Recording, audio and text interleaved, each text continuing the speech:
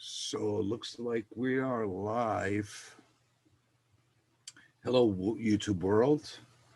I am starting up a live video. This is a little earlier than expected. So it looks like we are live. Hello, YouTube world. Oh, sorry, a little bit of feedback. Live. I'll get this resolved. Hello, YouTube world.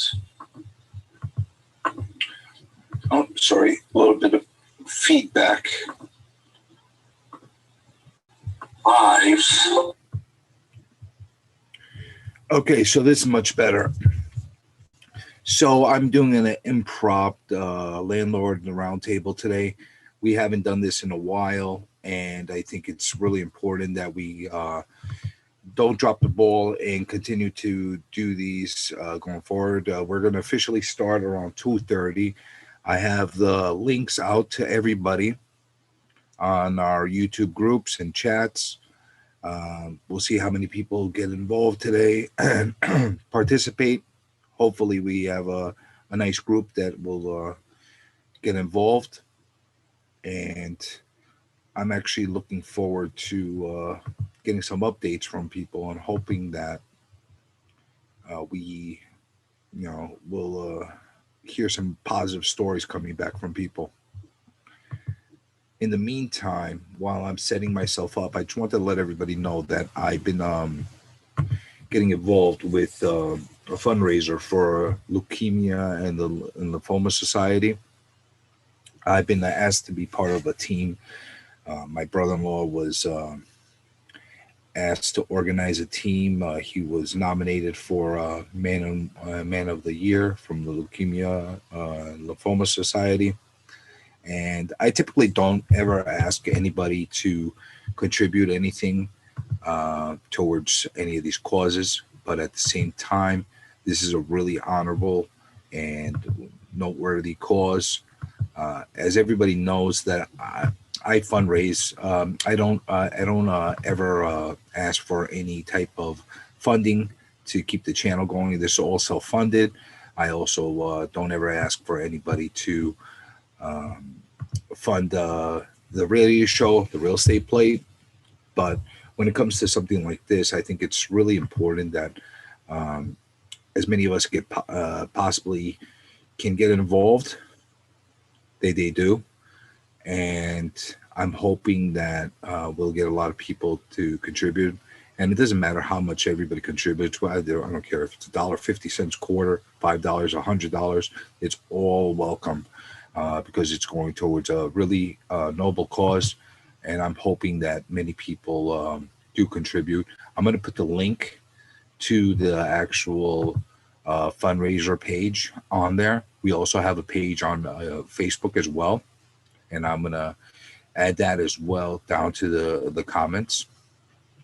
And hopefully we'll get a lot of people involved. Another thing that I'm going to bring up to everybody is that anything that comes in through the super chats on the YouTube page, I will be taking proceeds from there and donating them directly to the same cause, hoping that it's going to help as well.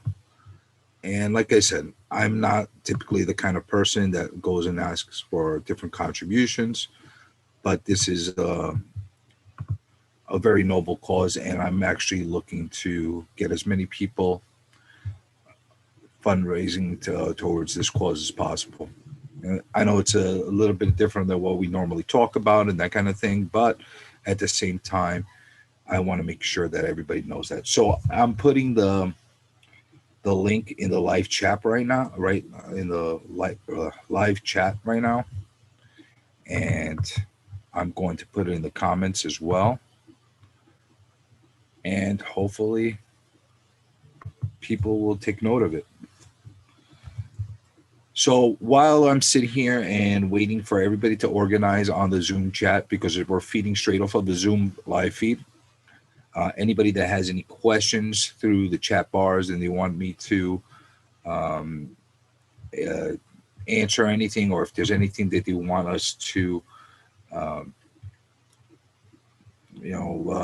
address, now's the time to put it in the chat. I'm going to do everything I can to um, try to address all the questions and comments throughout the live stream. But the earlier you get it up, the better it will be. It'll be a lot easier for us to be able to get on that, because I'm going to be trying to I'm going to be trying to funnel through the chats of both the YouTube and the Zoom feeds. So hopefully we could get things going that way.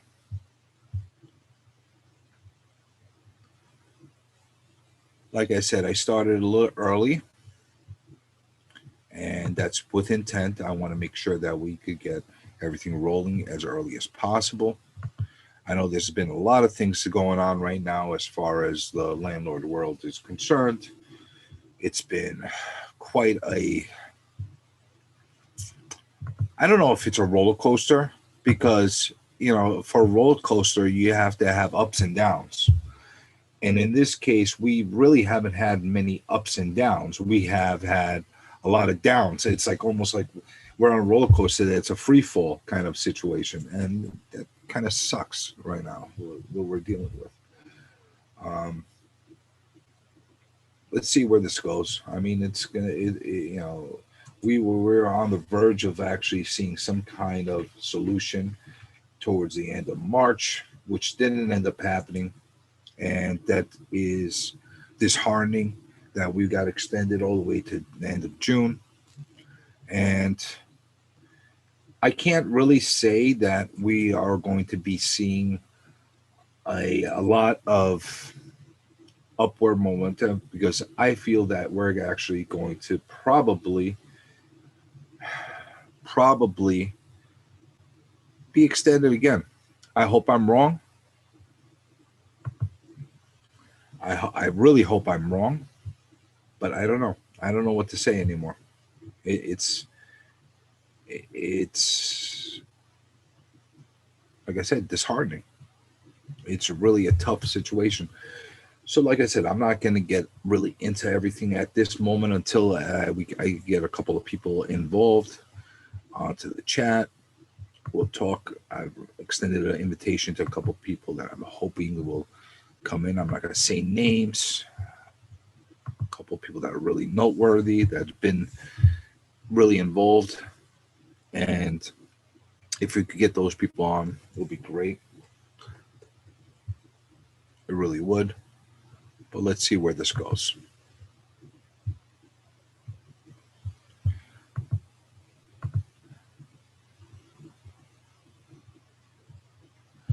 Hi, Florin Pluto, Hubba Bubba.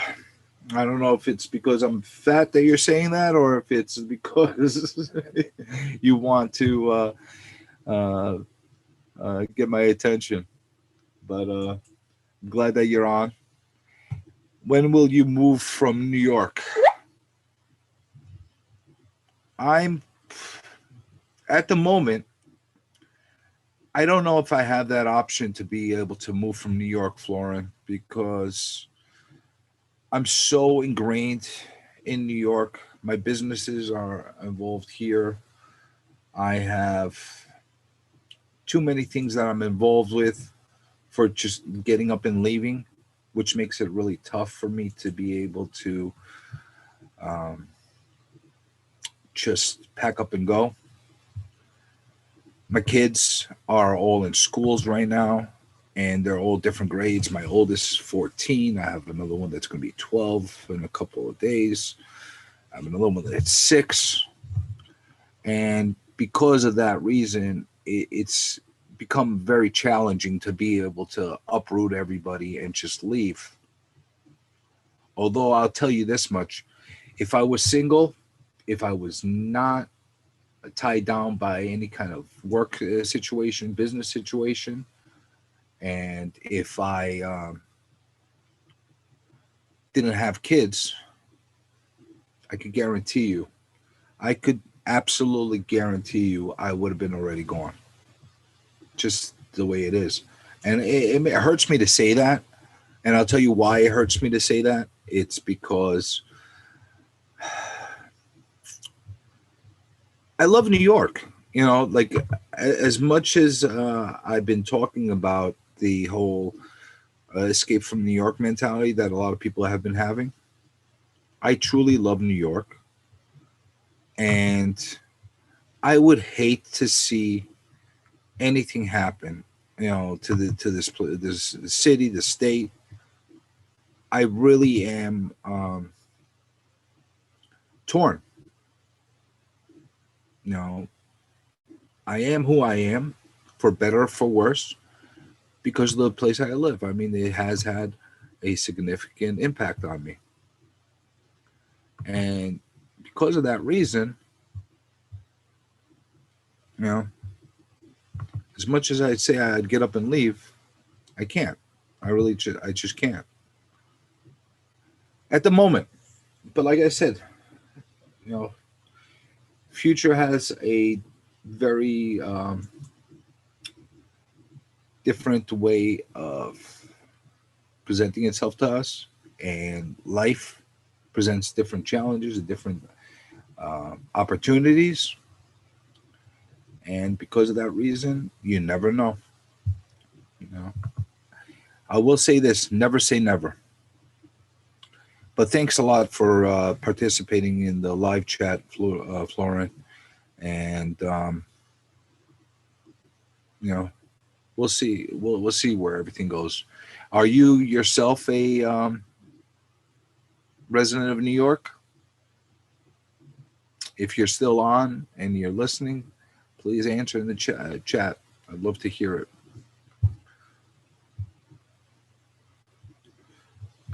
Now we're down to a couple minutes before the start of the actual meeting. I'm hoping to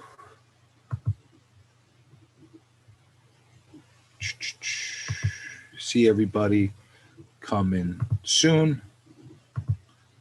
But you know how these things go. You know, we always have our delays.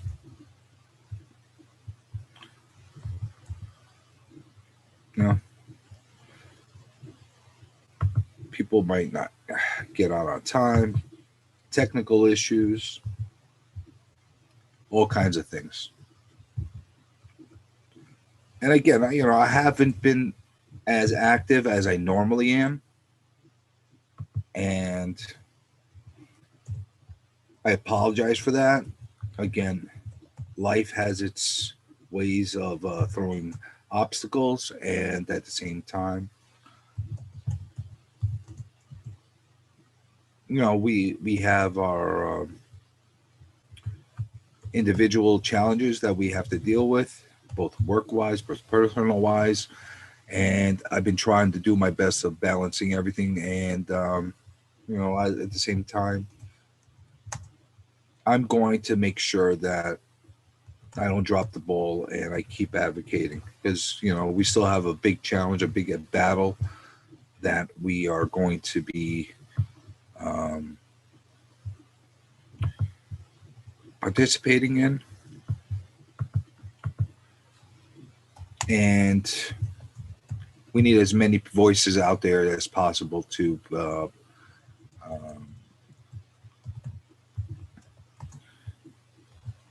you know, advocate for landlord rights. You can tell I'm not a typically very happy mood right now, because as everybody could tell from that last real estate plate show that I had on Monday, I really was upset that day, and I'm still upset.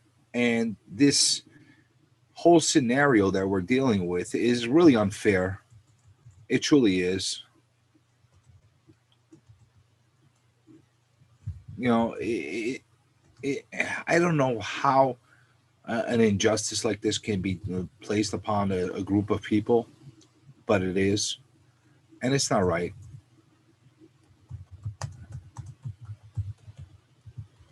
It really is. I don't know. It, like I said, I'm not necessarily in the chipper mood, and I'm not gonna be somber. I'm gonna try to be as optimistic and as positive for everybody as possible.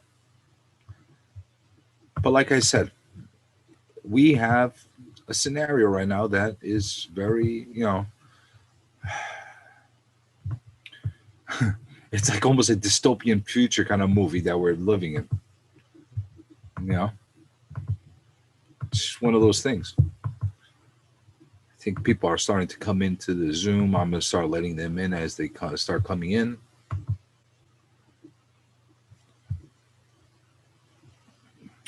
Florin Pluto, you are from Romania. Thank you for watching from Romania. What is your motivation for doing your YouTube? It's not a waste of time for you? Okay. That's a good question. One of the reasons why I started my YouTube channel was, I'll give you a whole history of how I started this YouTube channel and the evolution of where it's at. And I'll put a video together just for that reason. And I'll make sure to address you in the video so you know it came out. But at this moment, the reason why I have a YouTube channel and the reason why I'm doing what I'm doing is because I want to educate the public in the best possible way in the matters of real estate. Now, I'm a real estate professional myself. I do transaction, I do sales, but you never see me promoting myself as far as my services are concerned. I'm doing this more of a PSA, more of a public service kind of situation to try to put people in the right path and help them in the best possible way. Because I look at it from this point of view.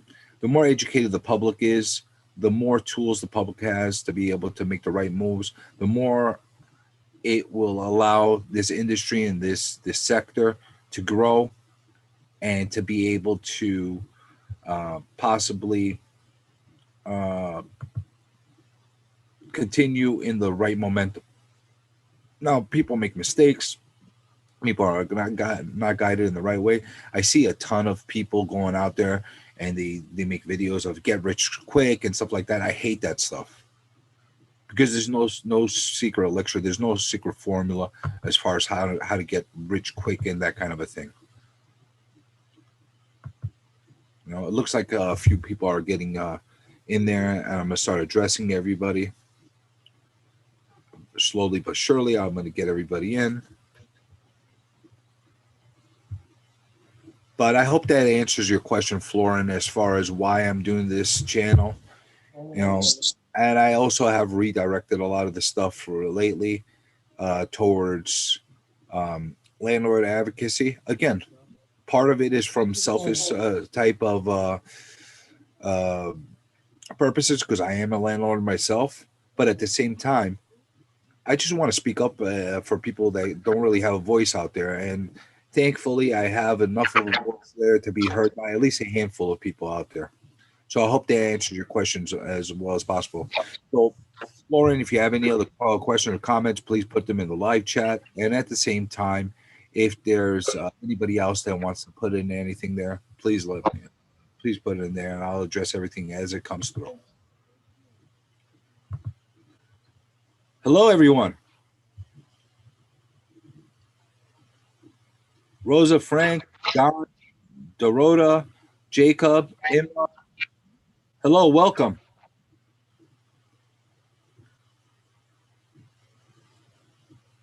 Can you all hear me?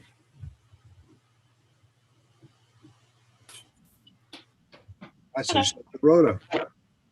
Hello. Hi. Welcome to the chat. Thank you. Thanks for welcoming me. Well, it's good that you know alone. I mean, I've done many videos where I'm just on a rant by myself, and that works well for some people. But I think at the same time, I think these group type of sessions not only work well to help the public, but I think it's a little bit of a good scenario as well for us to be able to have a group and to be able to see that we're not the only ones that individually that are being challenged by these issues that are happening right now. So it's a little therapeutic from that aspect as well. Jacob, you there? Rosa, Frank, Imran, I'm going to give everybody a few more minutes to log in. I know it's a little challenging. It's a little tough to be able to get everybody in. So I'm going to make sure that if there's other people that are going to be sure, and at the same time, if there's other people that join in as we're in session, I'll make sure to get them in as well as they come on. And Jacob and Rosa and Frank answered to you via chat. Via chat. Okay. Mm-hmm. Okay. I appreciate that. I'm gonna lean on somebody.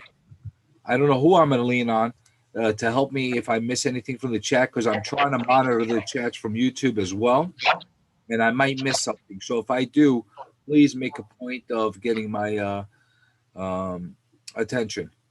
Hello, Jacob, and hello, Rosa and Frank. Thank you. Rosa and Frank was a part of our last session as well. I think Imran was as well. It's been well overdue since the last time we did this. I'm going to make sure that I do these more routine, and I want to try to get this done maybe once a week, that kind of thing. I just have to figure out what day works the best for everyone, and to be able to get the most positive type of outlet. We'll just give it maybe another minute before we get officially started, and hopefully we get a bunch more people as well. And I think that the timing is great because most of us, I guess, work during the week. And yeah, so I think Saturday, Sundays are the best. That's what I was thinking. I think Sunday afternoons is a decent time. Although the only thing that I'm thinking of, anybody that has children, that kind of stuff, their activities, sports, and stuff like that tend to take place as well. So I'm being mindful of that as well. Try to figure out the best times to be able to work it out. And at the same time, I also have been very mindful of the algorithm that I've been going through on YouTube and all the social media as well, because I want to be able to get the public attention as well.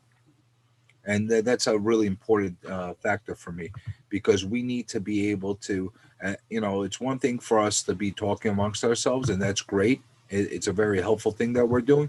But at the same time, I also want to make sure that our word is getting out there, and it's starting to get out there. Let me start off the chat, the Zoom, whatever you want to call it right now, by actually introducing one of the things that I have been happy that came across my way. One of my videos seemed to come across through a writer from a major media publication right now, and they're in the process of writing an interview to help advocate for landlords' rights as well. And that's very fortunate. We don't have that many other media outlets that are looking to give our side of the story. So I'm very happy that that's the case.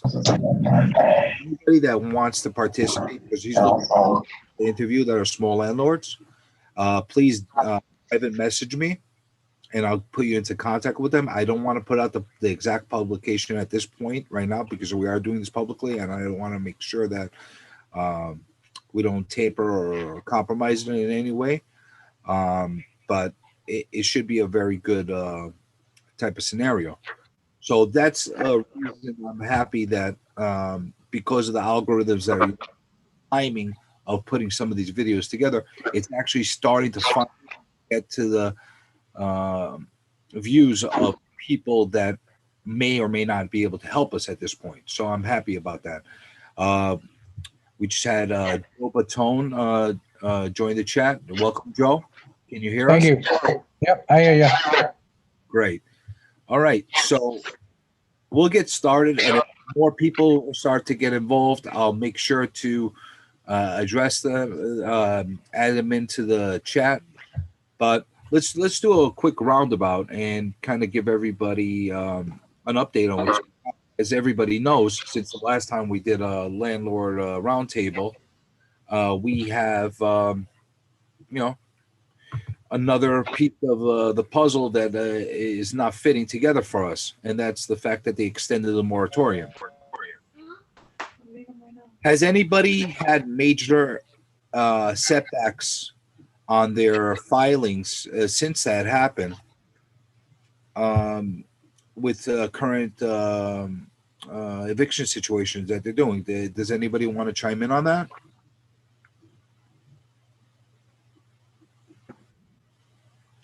While everybody's thinking about that question, I'm gonna just represent something that I'm working on myself right now.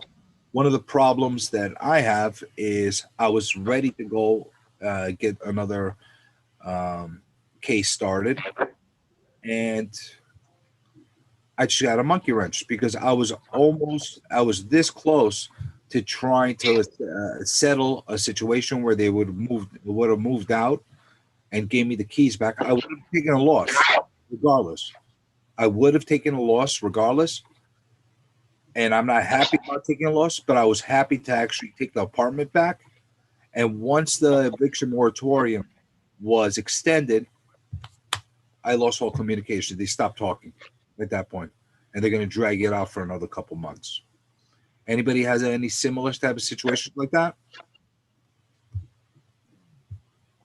We ended up paying a tenant $1,000 to get out, just so we could sell the place. Oh, you ended up having to pay somebody $1,000. Yeah. Wow, how long ago was that? What's that? How long ago was that? About 3 weeks ago. Wow. Wow, that's terrible. And how much in arrears were they from you? $4,000. I don't want to say this to be, glib about it, but you got off lucky compared to a lot of people.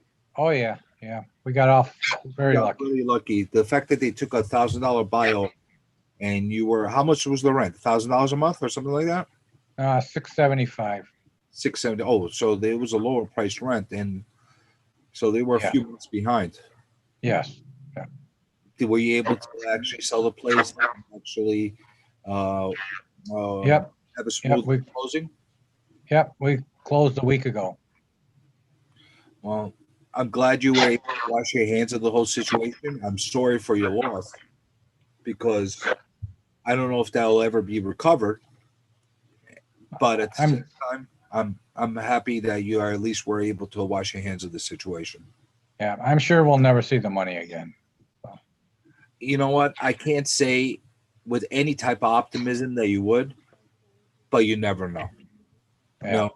I would just keep in line with any kind of programs that are out there, any kind of incentives that are given out to landlords, and maybe, just maybe, there's some kind of thing that will come out. I just read from Rose and Frank. We have a trial date again, April 27th and 30th. We are $45,000 down the hall.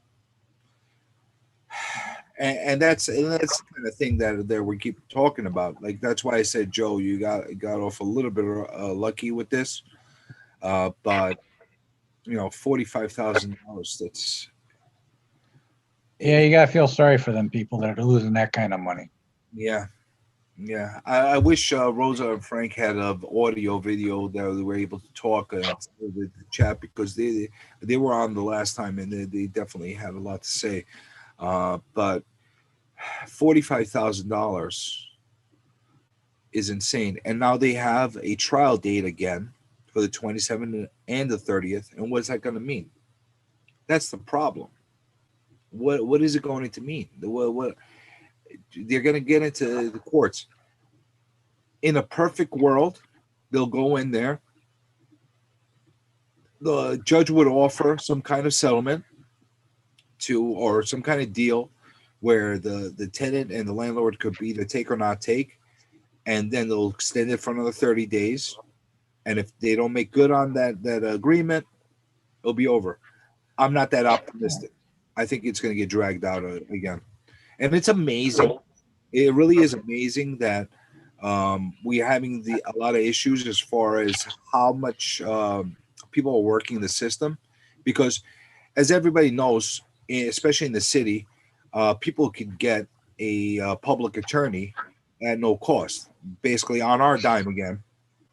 But in other cases, they're actually paying attorneys to actually fight us on it. They're actually spending the money to pay attorneys when they could be taking that same money and paying it towards the rent that's in arrears. And I find that completely, counterproductive. I find it insulting to the face of our entire community, from the city and from the state that's allowing this to happen. And at the same time, it's decimating. But I'm sure that besides just $1,000 that you had to pay in a settlement, you had legal fees that you had to work through as well. Is that correct, Joe? Oh yeah, oh yeah. And how many legal fees did you compile during that time? About $800. $800. So you basically you had to pay almost the same amount in legal fees that you had to pay on a settlement. Yep. Or a buyout. What condition did they leave the apartment in on you? It was terrible. It was a mess. Wow. Anybody here familiar with Clarence Hammer's story as far as his situation with his rental unit over in Brooklyn? No? Well, Clarence Hammer is, and I have a video that's highlighting him as well on his situation. And he just sent me this morning a couple new clips that he did after he took over a unit back. And you got to see the shape they left the space in. And I'm actually in the process of editing that, and I'm hoping to have that up and running by tomorrow. And you could all see for yourself from his perspective of what he had in his hands. And I strongly recommend this to everybody as well. Video document. If you don't want to post it anywhere, that's fine.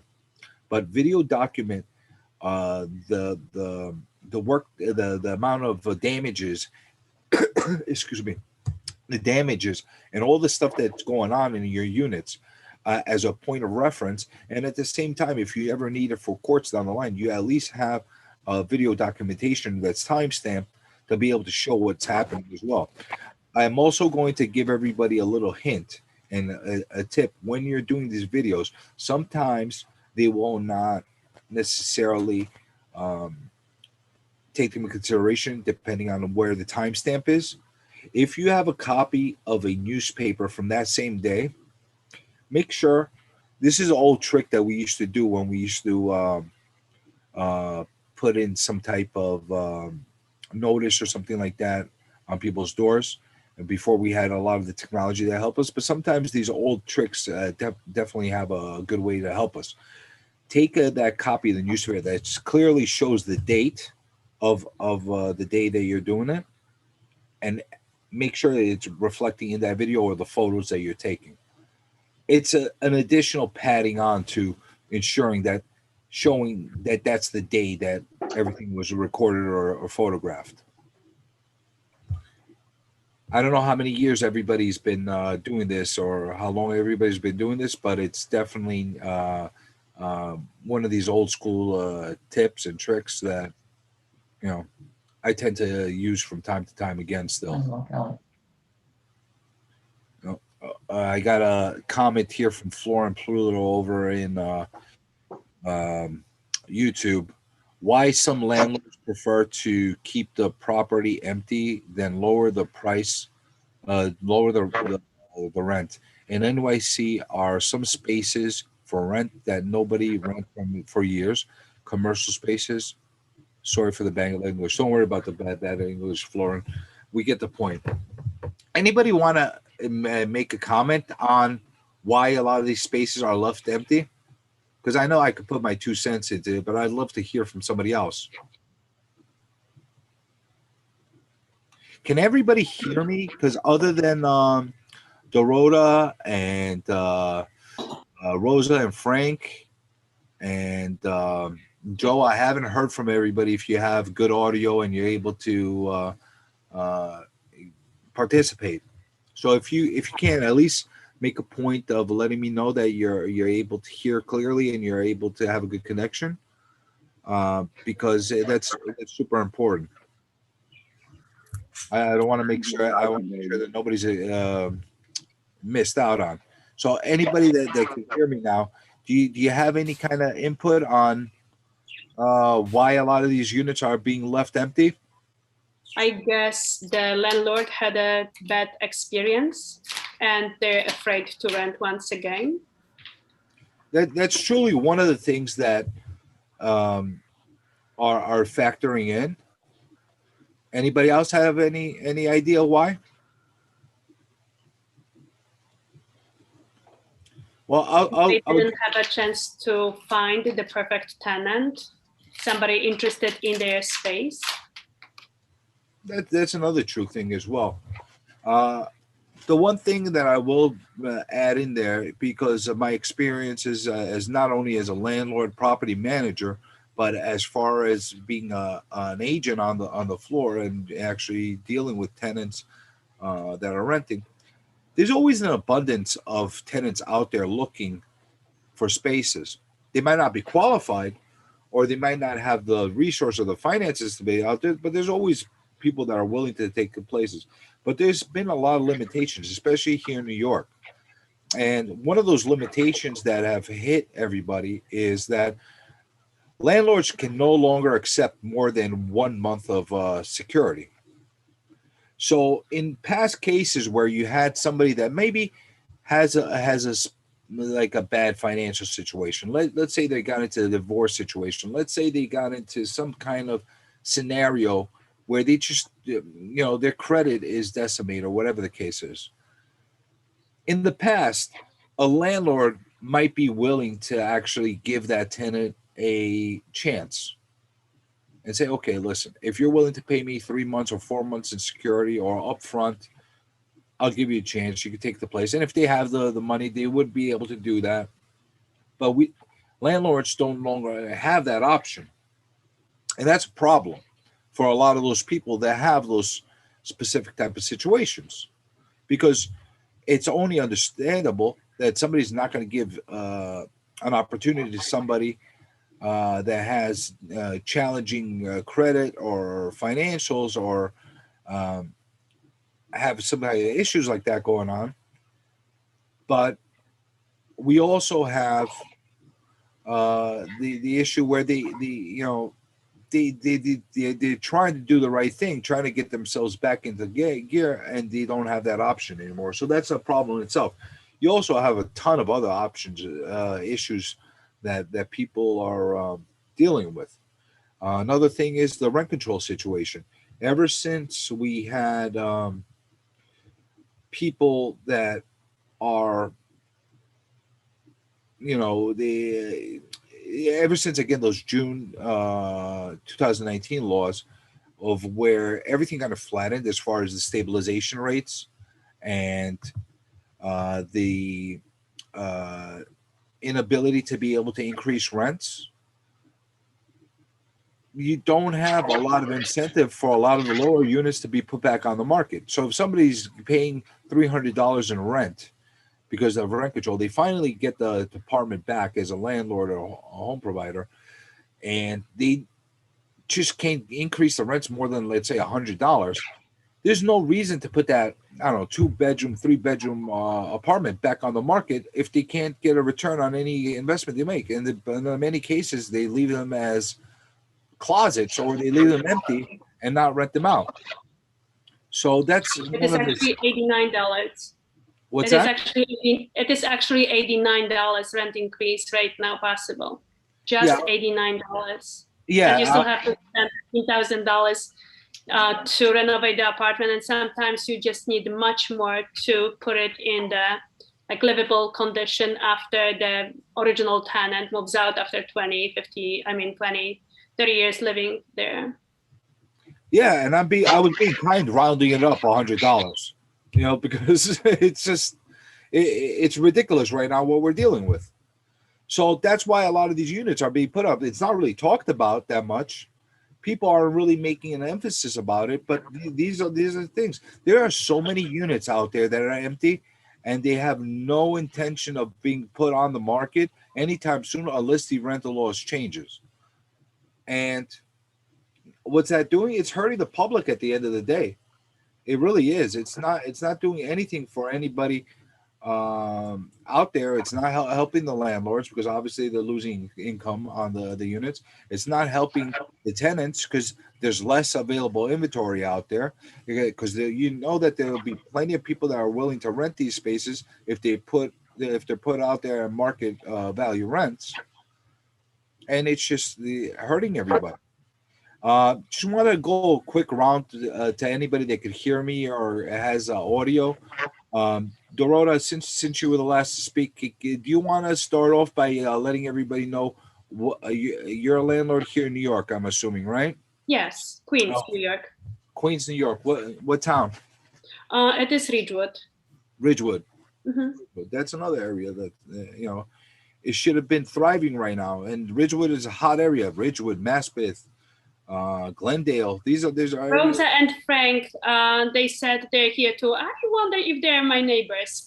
But I'll talk to them privately. Yes, I didn't even think about the idea of keeping the apartment until the rents will change. We were just forced to rent it actually for like really, really low price. So, I mean, we're very happy with the tenants living there. However, it's just not fair to us because I think that we'll be paying more for their utilities, for their water and heating. And we'll be paying more for their utilities than they're paying for the rent. So that's actually one of the issues. You just hit it right in the head why a lot of times they won't get rented out. Because you have X amount of expenses that are attached to it. Some of these units, you pay everything in utilities as far as the landlord. You pay the electric, you pay the gas, you pay the heating, water, everything included. Sometimes it's separate meters. All depends on the unit. But regardless, there's a balance of pricing. There's a breaking point. For $300, $400, $500 in many cases, it's not worth it to have a human being in that apartment. It's better to have them empty because it's costing the landlord more money to actually have a person in there than to actually have it rented out. And as crazy as that sounds to people that are not familiar with the situation, it's a very real scenario because it's not only a question of maintaining the utilities, maintaining the taxes, maintaining the insurance on the space, but it's also a question of maintaining the units itself. And in order to get some kind of increase, you have to spend a good amount of money in order to justify that increase. And in many cases, it's going to take so many years to recover that investment. In some cases, the landlords just don't have it. They have to borrow the money to make those improvements. How do they expect them to put it on the market at those rates? It's not possible. So, Rosa and Frank, you're from Ridgewood as well. How about you, Joe? What town were you in? We're in Elmira, New York. Elmira. Yes. Oh, so you're upstate. Yes. Okay. Glad to have somebody from upstate. We have a few people that I've been affiliated with upstate that have been very big advocates. Rich Tyson, who's in Rochester, has been very, very involved as far as the landlord advocacy.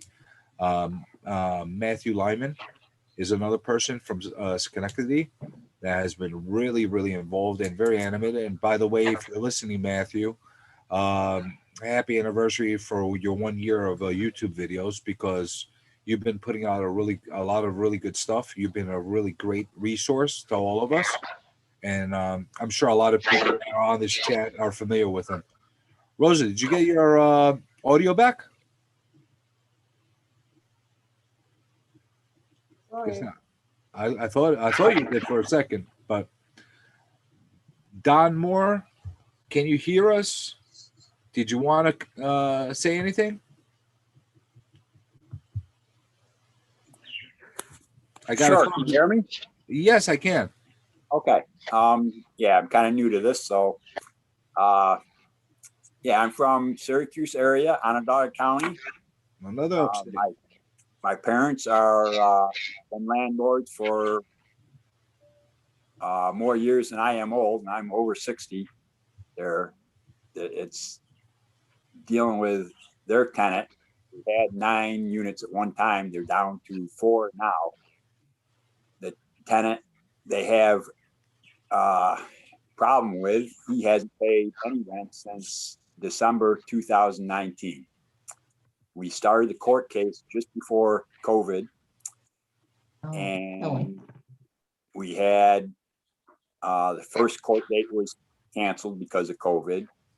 The courts kind of reopened and gave us another date, and the tenant stated to the court that he was under travel restriction for having been exposed to COVID, but he was lying because my parents' house is right next door.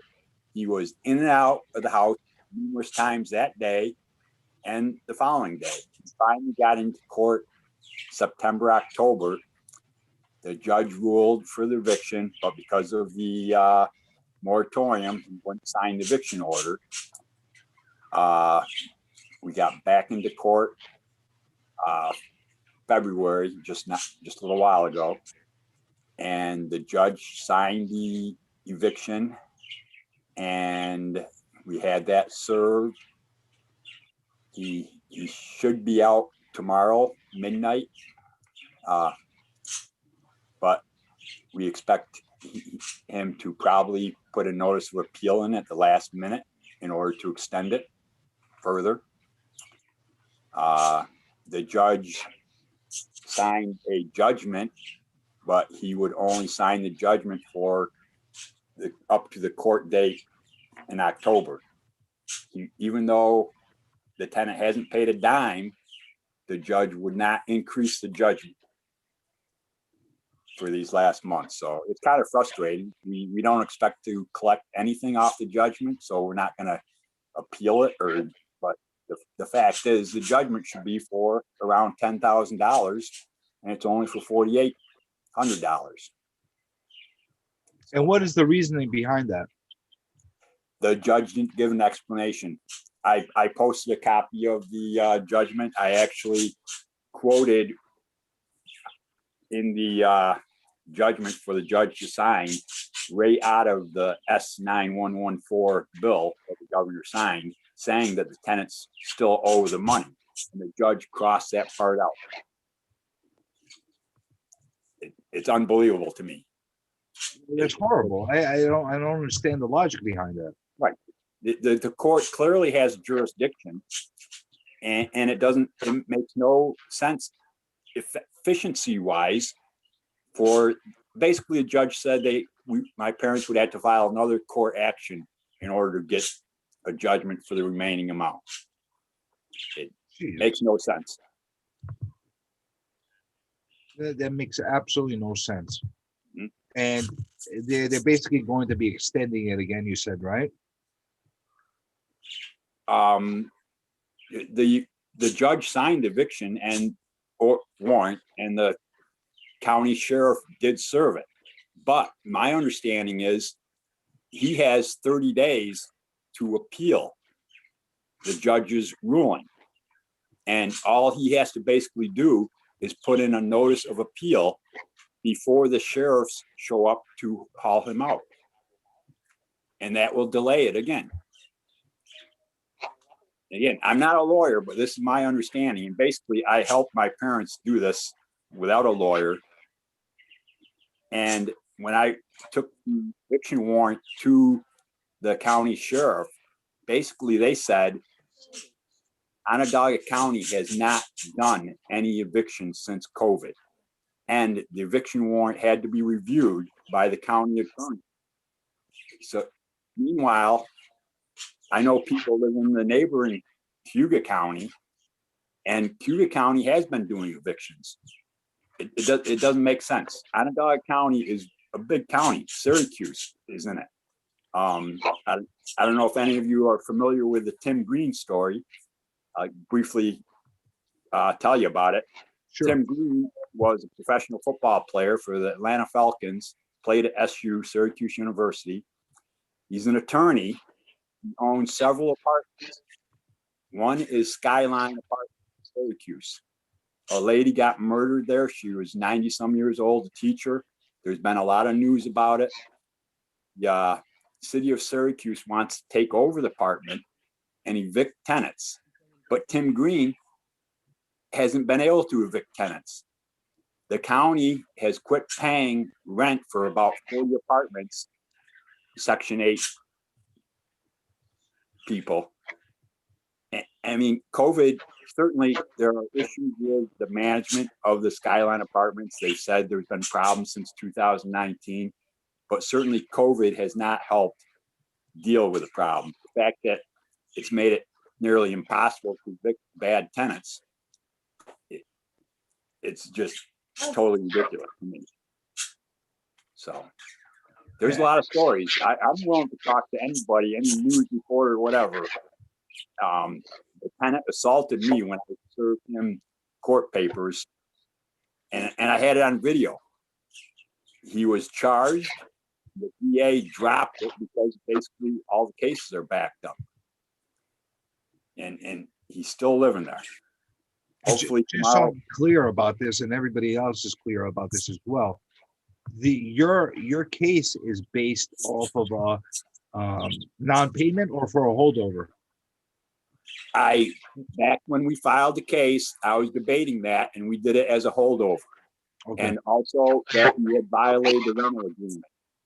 He's the apartment, the agreement says no smoking, and he's been smoking. Matter of fact, when he came out and assaulted me, he was smoking a cigarette. I got it right on video. So when we went back to court, the judge ruled in our favor that he basically has violated the rental agreement.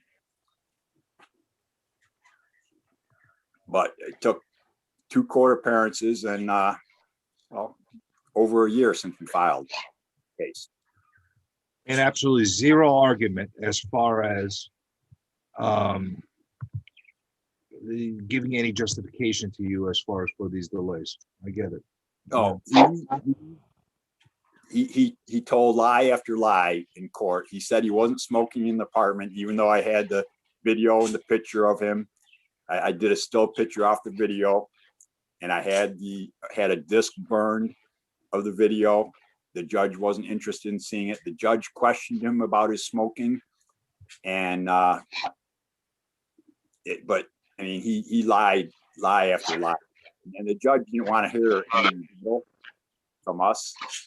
I think the judge already knew he was going to rule in our favor, but it was not a good experience. Even though the judge ruled in our favor, I really didn't like having to listen to the tenant say one thing after another that was totally not true.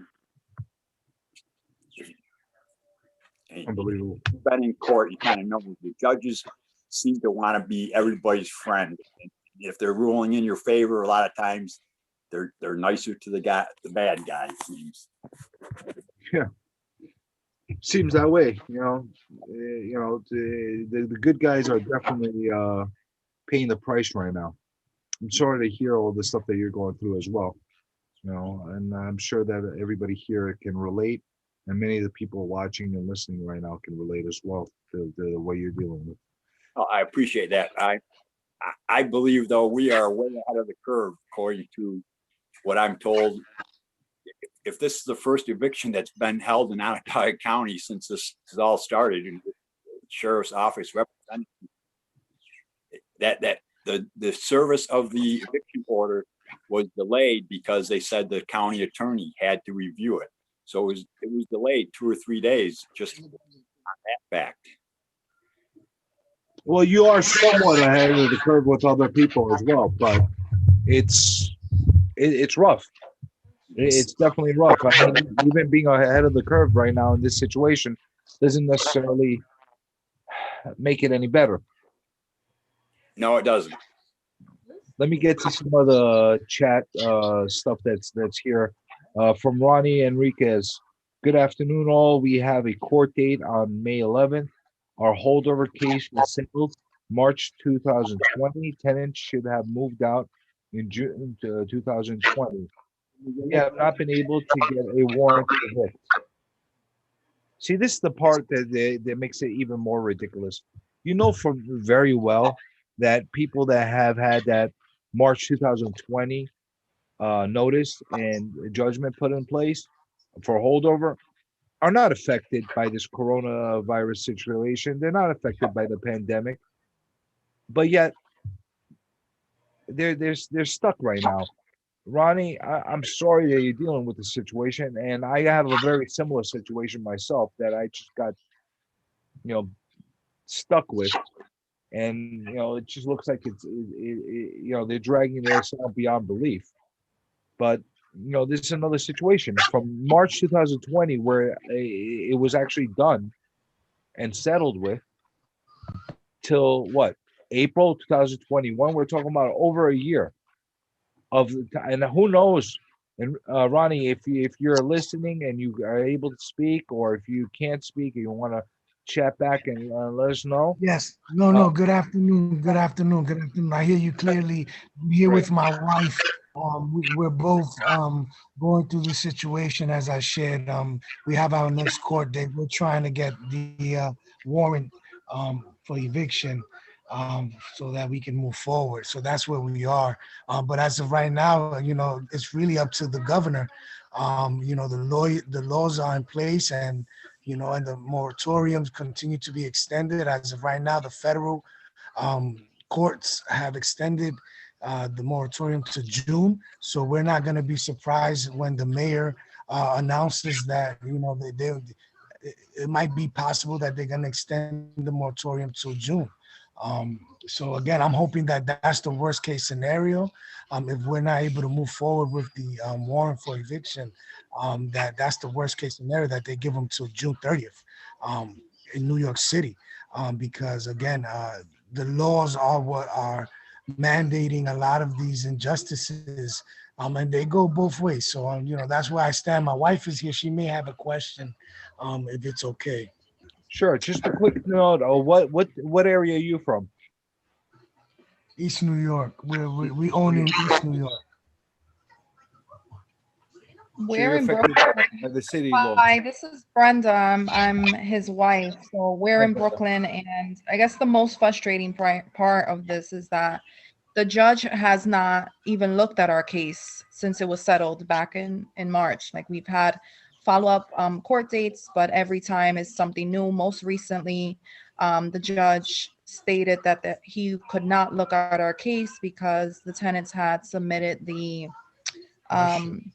hardship form for New York City, which, as you mentioned earlier, is irrelevant in our opinion, because these individuals were notified as of March of last year that they should be out, and there's no difference in income, nothing of it's not even related to money, although of course, they're not paying rent during this time. And so that's definitely been the most frustrating part, just not even, we can't even see a judge at this point. He won't even see us. We're hoping on May 11th that will change, but it's been months now. And the tenant have they been communicating with you at all, or they just no, the relationship is actually very dismantled. There's been several issues. Most recently, our tenants were even stealing our packages. So that's a very nice way to put it, dismantled. Yes. For lack of a better term, I mean, it's just trying to keep it civil, but I'll be honest. I'm hopeful that we're going to be able to see some of the money we've lost with the new package that was pushed forward Biden administration, and I'm thinking that they're going to give an opportunity for landlords to get some of that money back, because obviously the tenants at this moment in time is not putting forward that paperwork where we can actually get paid that back pay, where they're providing tenants with that opportunity to sign. I forgot what the name of the form is or the document, but we could get paid for some of the rent that they're not able to pay if they're claiming hardship.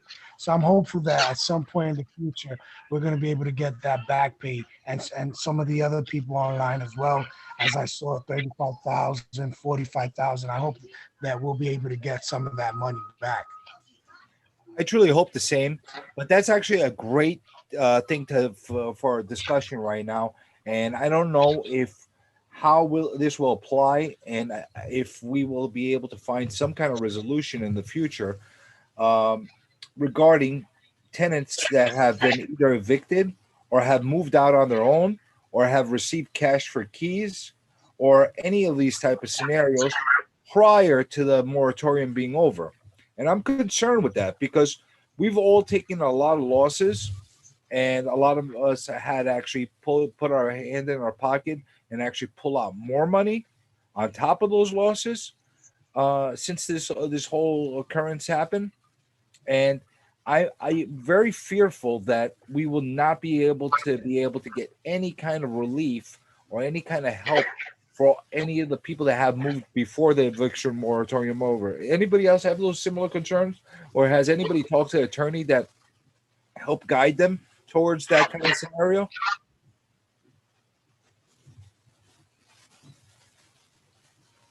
No.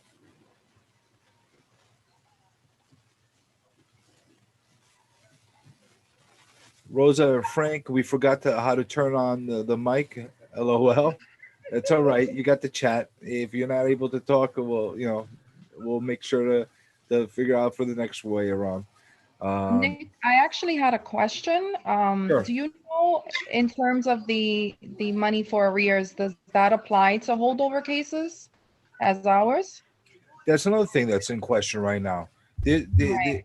First of all, we don't even know where this relief money is going to be allocated to. We know where it's supposed to be allocated to, and it's been held back. I think what is it, 2.3 billion that was reserved for New York for this reason, and it still has, as far as my understanding, it still hasn't been circulated yet in a proper way. I don't know. These are the kind of issues that we're dealing with, that we're kind of left out in the dark and not really able to understand how to be able to operate. Because at the very least, if we know we're going to get X amount back, we at least could know how to budget ourselves in the future. Even if they told us something ridiculous like 25 or 50% of what's owed back to us or what we lost, they'll be able to recoup from, give us a recovery either through credits or through money or through tax credits, whatever the case is. At least if we know that's the scenario and that's the case, then we'll be able to at least know how to budget ourselves and work towards our own personal recoveries in the future. The problem is we don't have those answers. We don't have those solutions, and it's a nightmare. I see a hand up by Imran. Imran, did you want to chime in? Yes, Nick. Hi, Imran. How you doing? Hi, everyone. So I was on your first program a few weeks ago. I remember Rosa and Frank was on there as well. The good news for me is that my tenant left technically on their own terms, but someone took an unconventional approach to get them out. One of my cousins, what she did, so others here can learn, can see if they can find some genius way of doing this. They had their dad living with them there, but apparently they never took the guy to the hospital. The guy was like almost 70. He is almost 70 now. He's still alive, and he never left the front or the back deck. So what my cousin did, unknown to me, she called social services, adult protective services, and made a complaint that they have their dad living there. Well, I didn't give the whole background because I did give it on the first program. I have tenant that was living there free from June last year to March of this year, and we had no other way to get them out, even though we filed a court case. And and the case was filed since last year, July. I didn't had a court date as of 3 weeks ago. So my cousin, she was digging and looking into every aspect, everything that she can do to probably get them out. And one thing worked. She made a complaint to Adult Protective Services. They had their dad. They don't take him out of the house. They screwed on all the window. They had him basically like a prisoner. Probably they were getting some benefit for him, financial benefit. So Adult Protective Services came and they request his medical record. They couldn't produce the medical record, and they were cooperating until they left my place like 2 or 3 weeks ago. So now they stopped communicating with Adult Protective Services, but they only left now because they're running from the law. They owed me $22,000. I called my lawyer, told him what had happened. He said, well, the only way for you to go after them for the rent, if you have their current address. I don't have their current address. So that's my situation right now. For those who are trying to get tenants, if they're doing anything illegal like illicit drugs, these were doing drugs. Yeah, they smoke weed all day. The way they behave, they had to be on some other drugs, but there was no way like I could have. And part of this problem was the NYPD when this problem started on June 13th. When I went into the yard at 9:30 a.m. to do some work, the guy assaulted me because he said that's their sleeping time. He just, without any warning, they were cursing me. I did not had any intention, or I was not responding to them in any aggressive manner. I did not had any intention in getting into any confrontation, but the guy just ran and threw punches at me. Somebody did mention here earlier that they were assaulted. I called the cops. The cops came, and the cops treated them like like the victim, and me as like the villain, and told me and in front of them as well that they're doing me a favor by paying rent, that the mayor and governor say no tenant should be paying rent. I told the cop, I said, hey, hold on, this is not within your jurisdiction. What you came here for is an assault case. You're encouraging tenant not to pay me rent. If you don't know something, ask. Don't encourage people not to pay rent. That's very unprofessional, and the people they stop paying rent from the day they attack me, and they keep quoting the cop and that they were doing me a favor by paying me rent from January to June when they attacked me.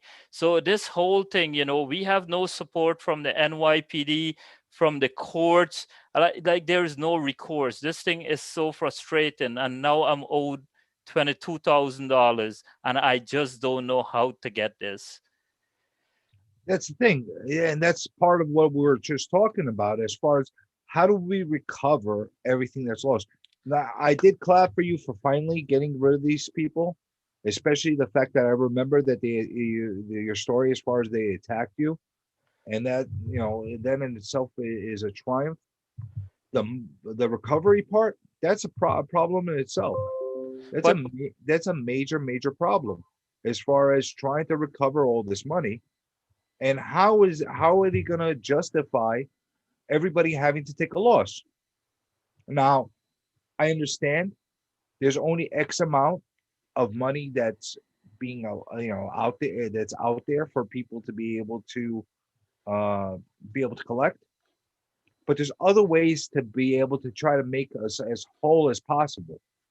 They could possibly turn around and give us some kind of tax credits, some kind of property tax credits, some kind of future credits towards the upcoming years, something to be able to work with us in any way we can.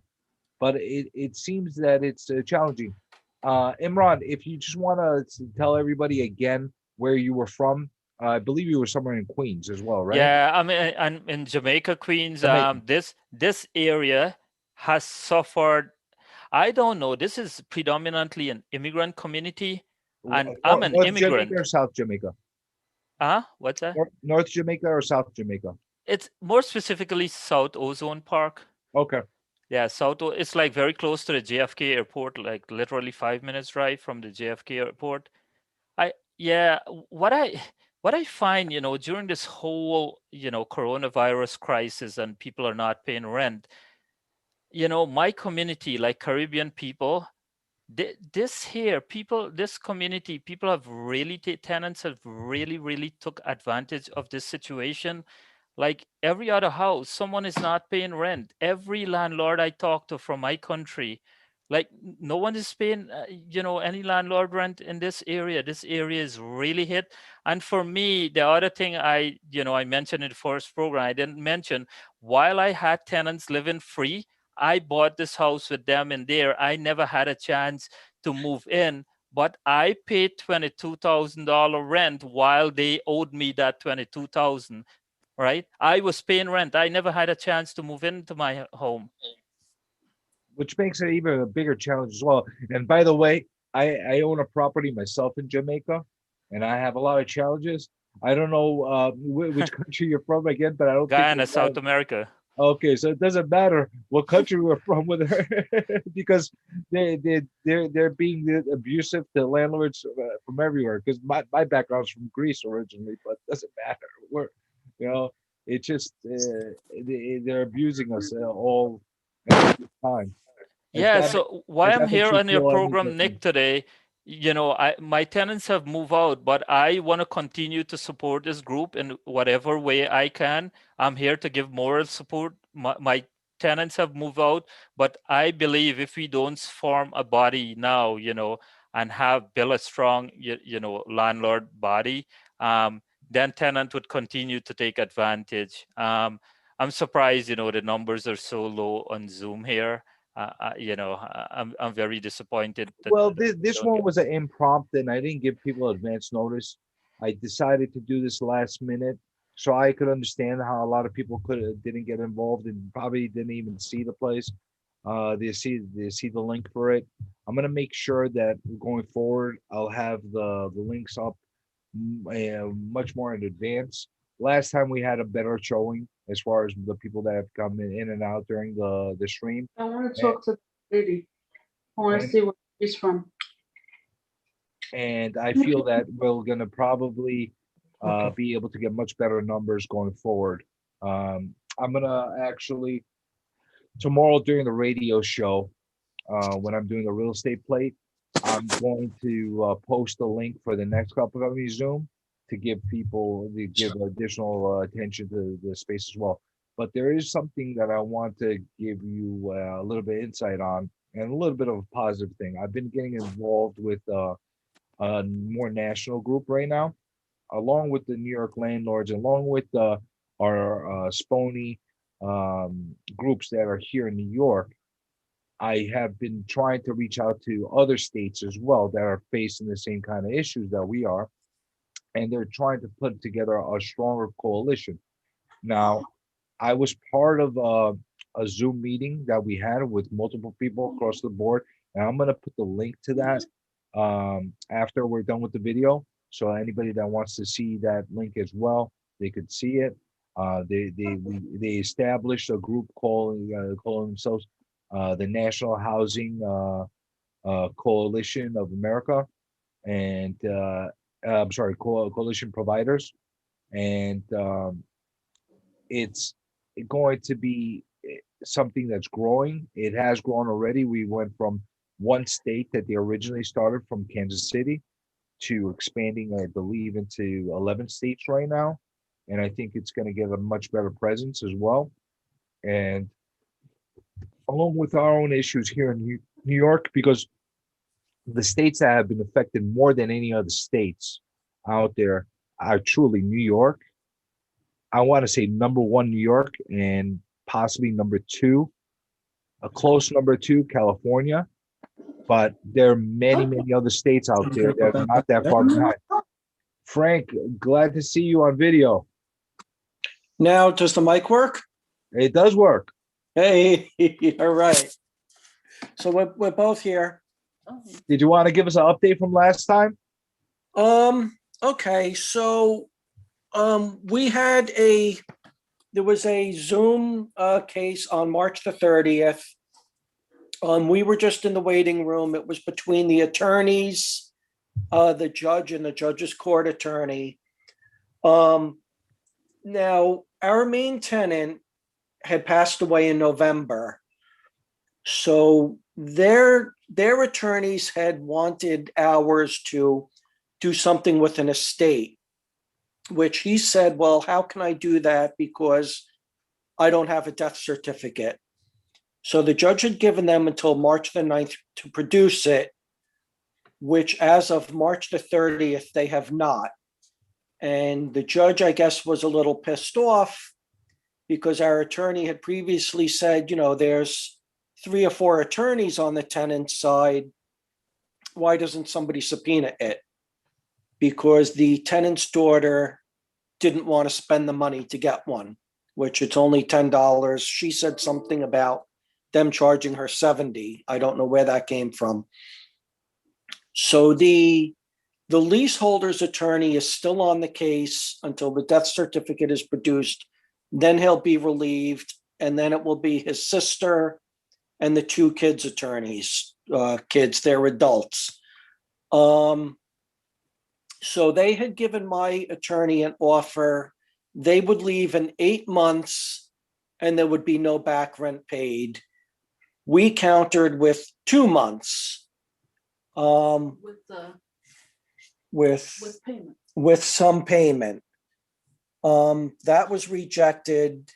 So now I guess the judge wanted all the attorneys to conference together, and we're waiting to hear their counter offer to our counter of 2 months. It was suggested that since he passed in November, the kids and his sister are not liable for any rent while he was still alive because they're only listed as occupants. So if we gave them, say, 4 months to move out, the rent from November to March or April would be waived, and he will order some rent going forward. If they don't leave by the agreed on date, then the rent from November on will come back into play. That's like an incentive for them to get out.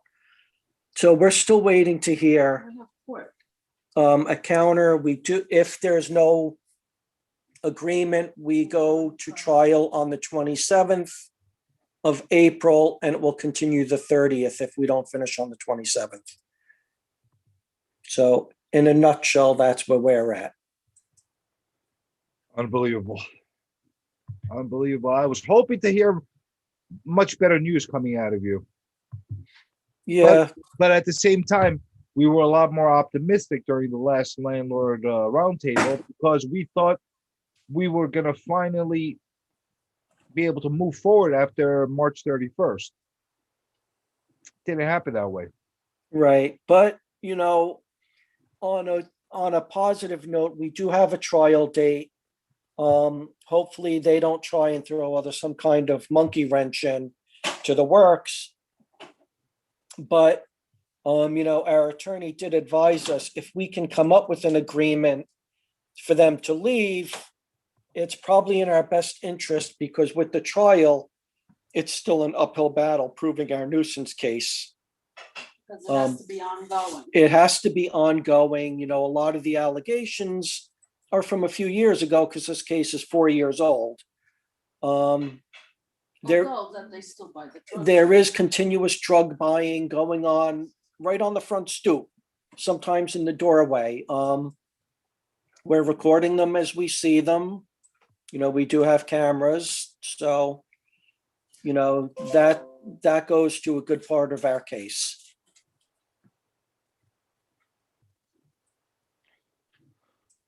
I'm glad you're documenting everything, not for anything, for liability reasons, and at the same time, just keep a full log of whatever's going on.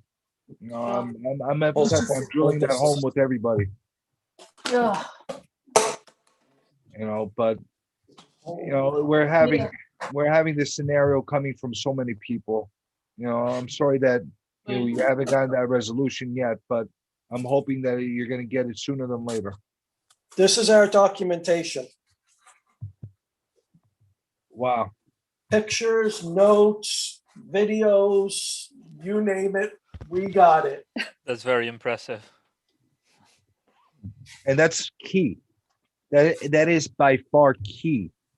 And one of the biggest problems that many small landlords do, and I understand, a lot of people have language barriers. A lot of people, you know, they have, you know, minimal education as far as being able to comprehend a lot of these things and read a lot of these documents. But it is so important to document everything in the best possible way, because many landlords lose cases due to poor documentation.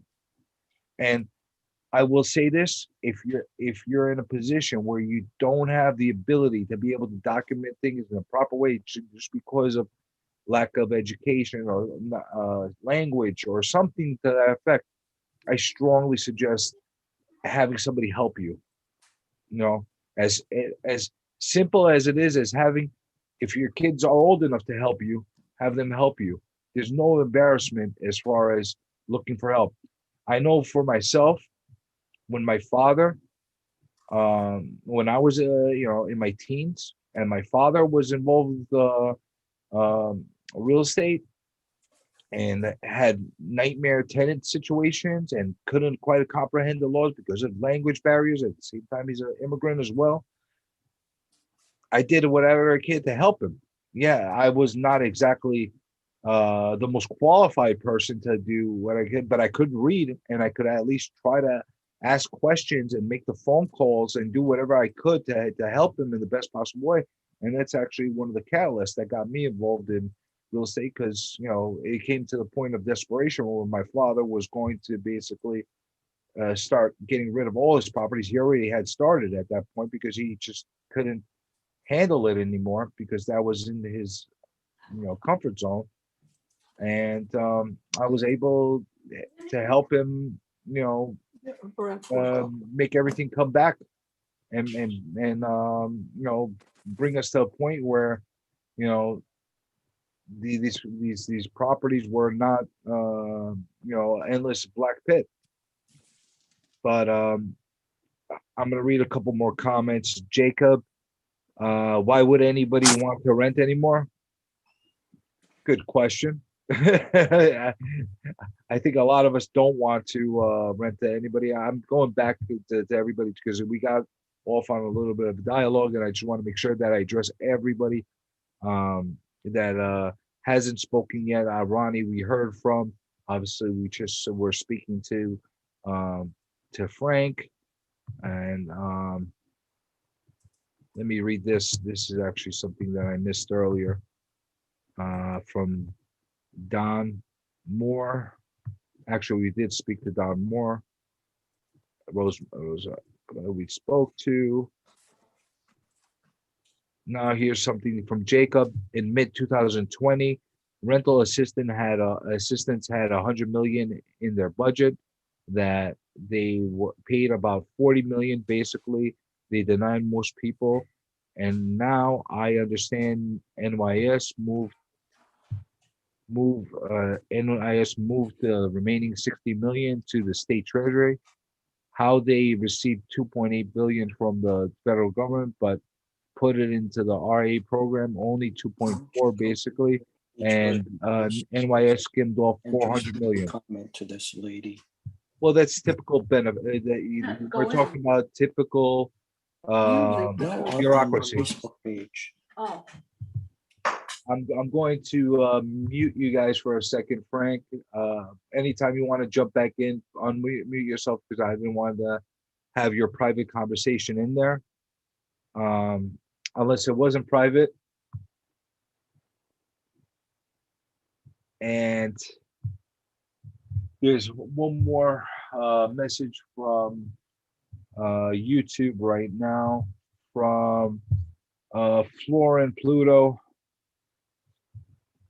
And from him, why some landlords prefer, no, actually he had retracted that message. There was something that popped up and then it disappeared again. So let's go down the line to anybody that hasn't spoken yet. We did speak to Imran. Obviously, Imran, everybody knows his situation right now. Jacob, did you want to jump in and actually add yourself to the conversation? Do you have mic capabilities or video capabilities? And I just included somebody else that was with an iPhone that they didn't necessarily have a name on. Mr. or Mrs. iPhone, did you can you hear us? I can hear you. Okay, great. Who are we speaking to? Because it's a little weird. Sorry.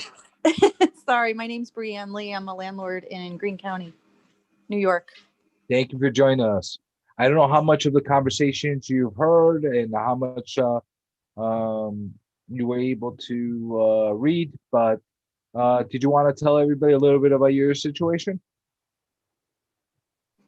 I'm really just here to listen. I'm actually in a very fortunate position where I own a 3-family home. All tenants are current, paying early, behaving themselves. Everything's going well. So I'm here just to listen, be updated on any updates that anyone has on like the new rules that they're trying to change. Also, I'm renewing a lease, and now with the legalization of marijuana, I'm a little bit trying to figure out what to do about that. And I'm just here to listen. I'm glad you joined us. And at the same time, we'll try to address whatever we can throughout these sessions, not only this one, all going forward. And I'm very, very happy to hear that your tenants are actually paying. I think everybody should give applause for somebody actually getting all their rents. I'm very happy to hear that. Thank you. I feel guilty sometimes when I see what other people are going through. Don't feel guilty, because I wish I was in the same position you were. I really do. It's, you know, I don't know if the word is envious, but I'm very happy for you in a non-sarcastic way. I really am. Thank you. I'm truly grateful. Every month I'm like, thank you, God. Yeah. But that being said, as far as a lease that you're going to be doing, and as far as the marijuana laws, have you spoken to attorney as far as what you can and can't do at this point? I have not yet, no. Okay. So I strongly suggest that you speak to, because I'm not an attorney myself, and unfortunately, I don't believe there's any attorneys on this specific group Zoom. But we'll have attorneys in the future that will be able to address these kind of things. But we definitely, I strongly advise at least run that by them. Make sure that you have all the proper clauses and writers attached to your lease, and make them as concrete as humanly possible. I know we have a tremendous amount of limitations of what we could apply and not apply these days in our leases, but I would take every single thing within your rights and put it in there. And with these marijuana laws, I'm a little bit in question as well. What could be allowed, what can't be allowed? Because here's the thing: we are allowed to put no smoking clauses in our leases. And a lot of the cases, it might not even be a health factor of why these smoking clauses go in there. It might be an insurance factor as well. Now, marijuana can be smoked. I'm sure it comes in all different other forms. I'm not a big a pot user or anything like that, so I don't know like all the different ways of how to be able to do everything like that with. But I know that you could smoke it. So doesn't that apply under the no smoking policies? I don't know. And that's one of the questions that we need to get addressed from attorneys. And it needs to be actually clarified by the state itself, because it can't be something that's ambiguous that says they are permitted to be able to use medical marijuana and not really be able to say in what form. Because it's one thing for them to eat. I think you can make them into cakes or cookies or stuff like that. It's one thing for them to eat it like that, and one thing for them to actually be smoking it and going through all the vents and causing disruptions for all the other people that are living in the same building. So that's something of great concern to me, and I'm hoping that that will be clarified for us down the line. I really do. I don't know who else I missed over here. Jacob, did you want to participate? Did you want to add your 2 cents? I know. No, I don't right now. Okay, I didn't see that. Okay, so you don't. You're just participating as well. Any success stories from anybody? I want to make sure that before we kind of conclude this session, like I said, this was an impromptu type of video, but it's good. It's almost a therapeutic kind of video as far as being able to really hash out where everybody stands at this point. And all future videos will be scheduled well in advance. That way we have larger turnouts. But anybody have any success stories, or anybody have any other issues that you wanted to bring up as far as where we're at right now with our tenant situations? Is Frank trying to talk to us? If he is, do you want me to mute you?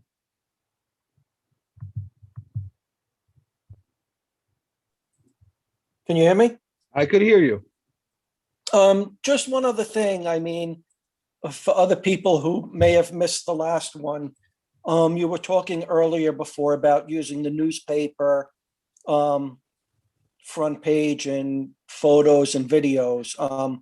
We've actually done that in the past, but our relationship with these tenants is so hostile that any interactions we have, on our iPhone, I don't know about the other phones, it has the voice recording. So we record everything whenever we speak to them. And then another piece of advice for people is when something happens, as soon as you get away from it, go make notes, put it on paper so that when eventually you do get into court, it's fresh, it's, already written down and you're not forgetting what happened. Great advice. And at the same time, I just want to add on to that. I know that it could be a little bit difficult for a lot of people to pull out a camera and that kind of thing. And I'm not saying, just drop everything and just pull it out. When you have the ability to do it, do it.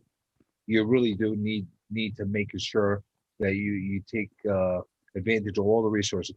And the other thing that's really important, especially here in New York, unless the laws changed again, unless anything is different from what I know of, is it's a one-party state.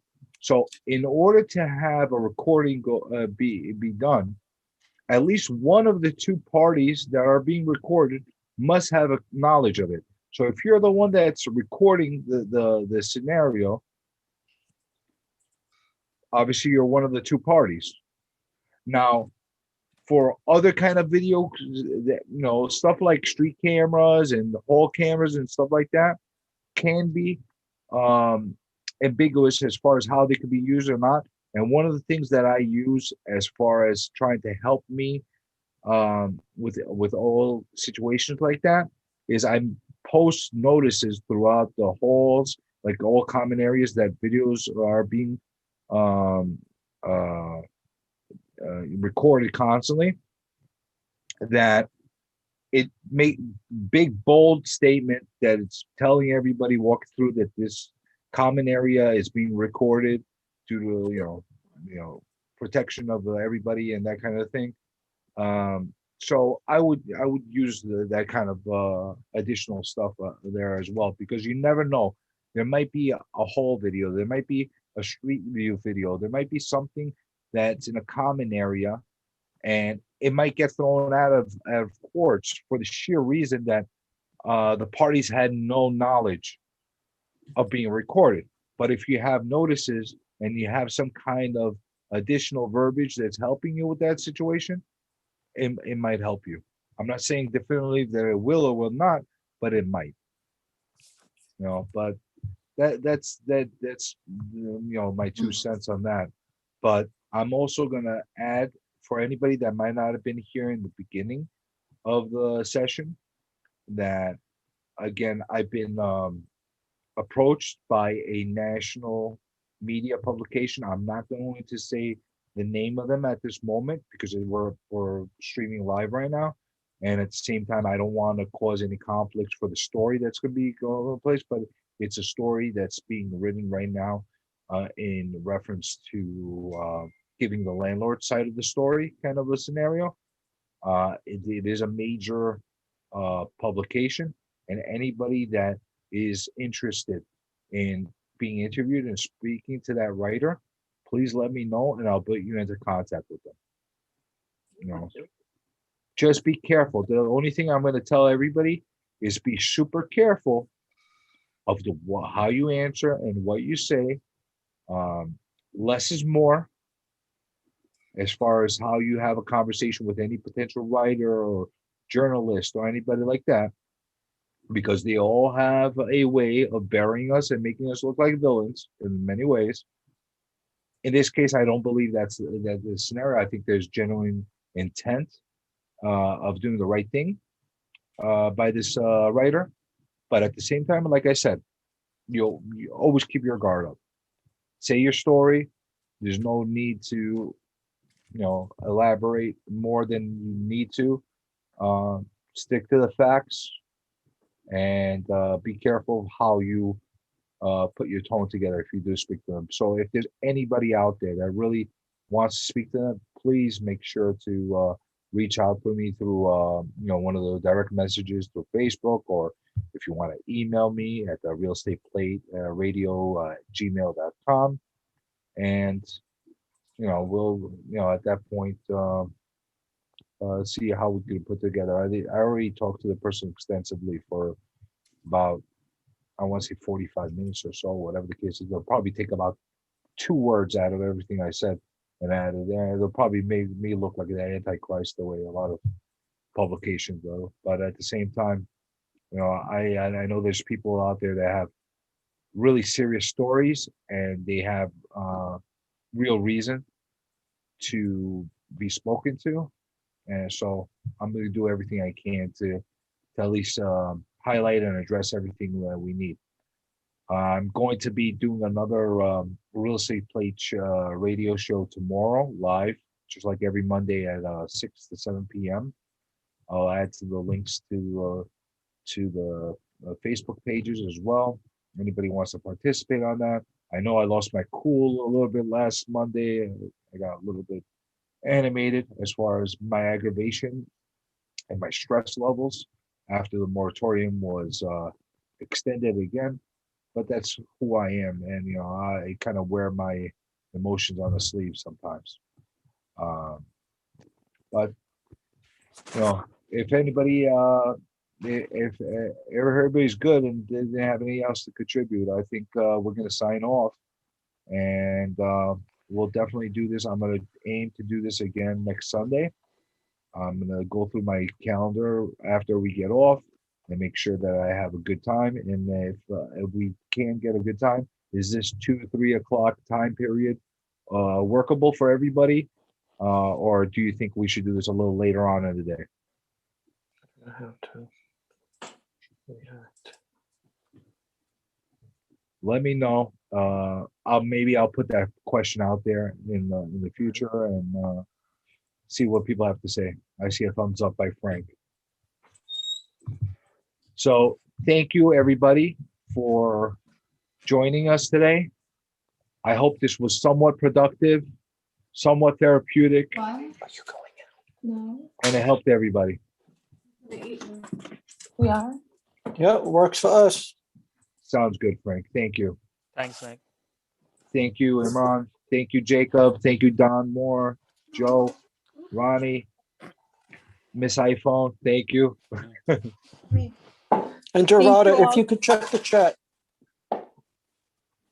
Let me see the chat. The chat. Am I missing something?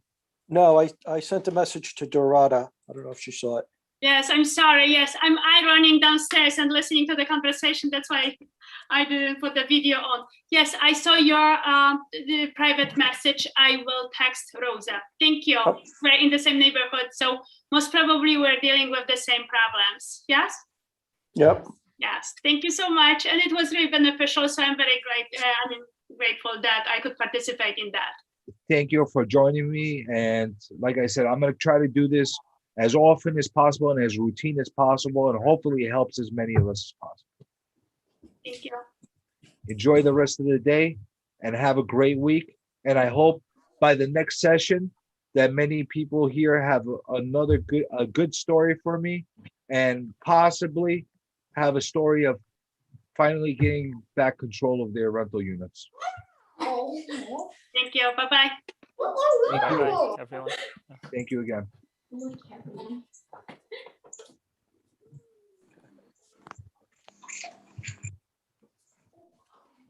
Thanks, Nick. Thank you. See you soon. See you soon. Thank you.